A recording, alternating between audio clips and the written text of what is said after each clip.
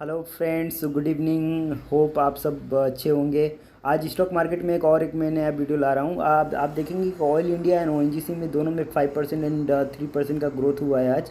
और दोनों रेस्पेक्टिवली 5% 3%। लेकिन आप पाँच अगर देखिए आप एक दिन का देखिए तो 4.57 का ग्रोथ दिख रहा है। अगर 5 डेज़ का चार्ट पैटर्न देख रहे हैं तो 4.86, मतलब ज़्यादा ग्रोथ नहीं है। अगर हम 30 सितंबर का ही देखें, 30 सितंबर में 126 रुपये का 126 रुपये प्राइस था। लेकिन आज देख सकते हैं आप 132 रुपये का। अगर हम 28 सितंबर का देखें 180 रुपये, 121 रुपये, तो भी 11 रुपये का ये है, ग्रोथ हुआ है। लेकिन अगर मैं एक एक महीना का चार्ट देखूं तो ये लॉस में था।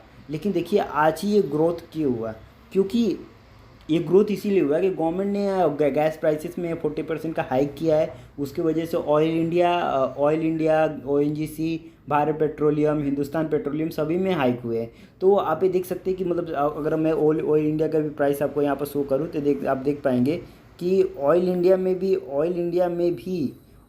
में देखिए 3.2% का ग्रोथ हुआ है। लेकिन अब पिछले 5 दिन में देखिए उतना कोई खास ग्रोथ नहीं हुआ है। 1 मंथ में भी 1 मंथ में देखें तो आपका लॉस ही है। 6 मंथ में भी देखेंगे तो लॉस ही है।